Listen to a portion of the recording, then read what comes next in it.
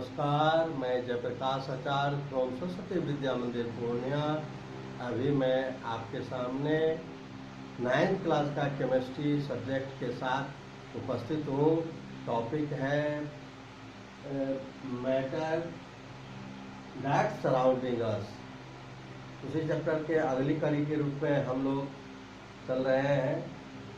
हम लोग पढ़ रहे थे स्टेट चेंजिंग, जिसमें टेम्परेचर के बारे में हम लोग पढ़ रहे थे। उसकी अगली कड़ी के रूप में हम लोग आज समझेंगे sublimation. What is sublimation? If A solid change into directly gas on heating and gas on heating directly change into solid, it is called sublimation.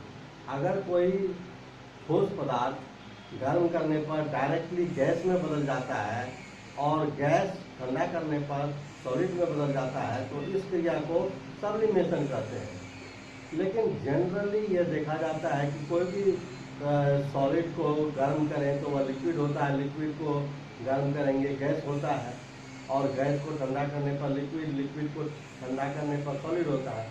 लेकिन यहाँ एक विचित्र स्ट्रेंज घटना होती है कि सॉलिड को गर्म करने पर डायरेक्ट वह गैस होता है और गैस को ठंडा करने पर डायरेक्ट वह सॉलिड में बदल जाता है।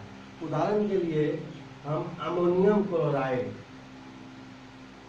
सॉलिड आयोडीन, नैप्थलीन, कपूर, टेम्पर, एंथ्रासीन, कार्बन डाइऑक्साइड, ये सब जो है हम अगर इसको हीट करते हैं, जैसे यहाँ दिखाया गया है, ये त्रिपात बैटरी है, गैस स्टोव है, ये बेसिन है, ये कीप है।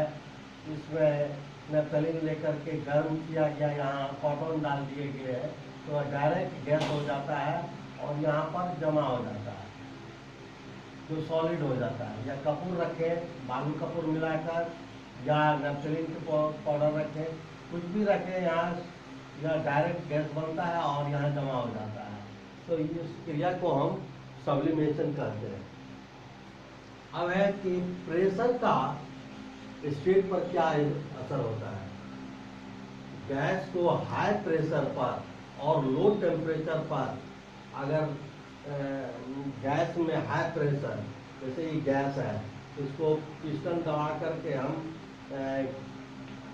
कंप्रेस करते हैं तो इसमें बहुत सारे स्पेस होते हैं, वह धीरे धीरे कंप्रेस हो जाता है और अंत में लिक्विड हो जाता है। तो गैस को हाई प्रेशर देने पर और टेम्परेचर लो रखने पर वह लिक्विफाइड हो जाता है। उदाहरण के लिए अमोनिया गैस है, ड्राई आइस हम बनाते हैं कार्बन डाइऑक्साइड को, और लिक्विड ऑक्सीजन है, एलपीजी गैस हम लोग डेली यूज करते हैं, सीएनजी गैस व्हीकल्स में यूज होता है।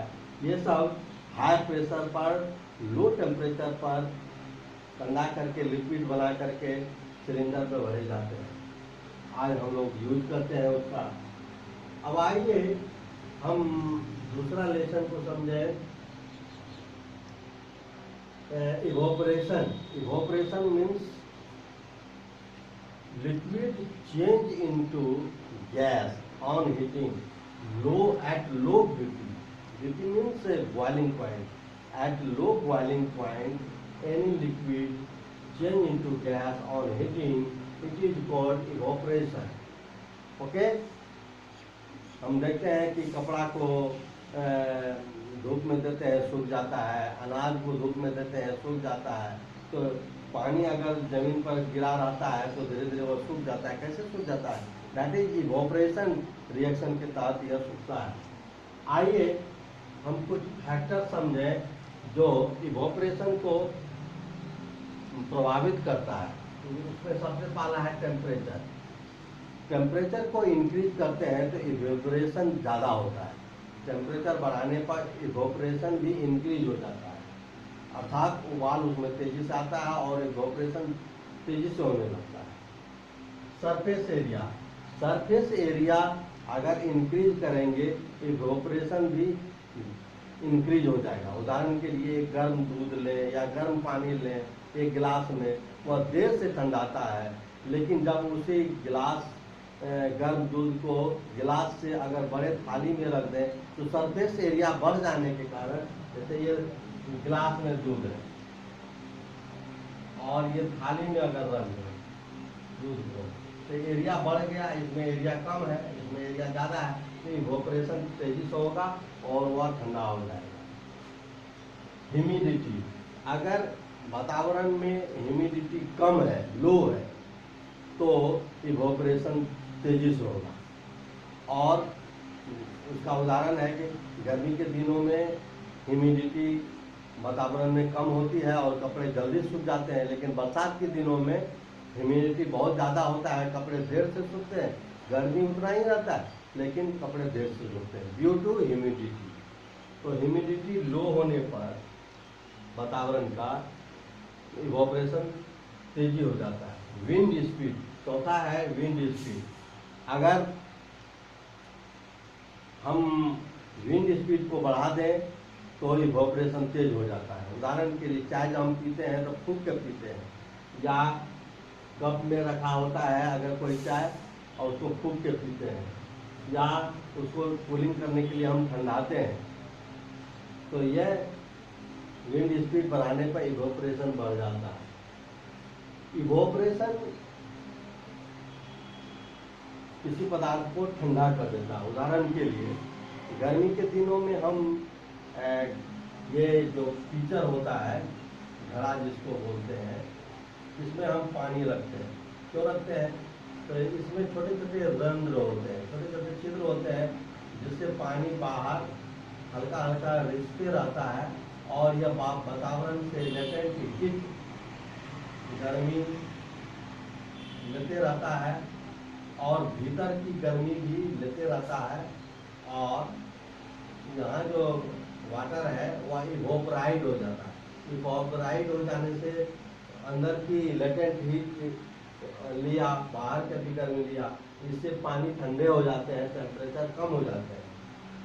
हमारे चेहरे पर गर्मी के दिन में पसीना आ जाता है, स्वेट आ जाता है, तो हमारा चेहरा सा ठंडा हो जाता है। उसी प्रकार कुत्ते को आपने देखा होगा कि गर्मी के दिन में बहुत ज़्यादा हाँफता है, उसके हाँफने से जीभ पर जो पानी आते हैं उसका वेपर बनने से उसके मुख ठंडे हो जाते हैं। वकील वगैरह जो है काला कोट गर्मी के दिन में भी पहने रहते हैं, जिसके कारण अंदर पसीना होता है और वह इवोपरेशन होने से उसका शरीर ठंडा हो जाता है। तो इवोपरेशन जो है वह कूलिंग इफेक्ट डालता है। अब आगे हम लोग जानेंगे कि स्टेट दो और विशेष प्रकार होता है।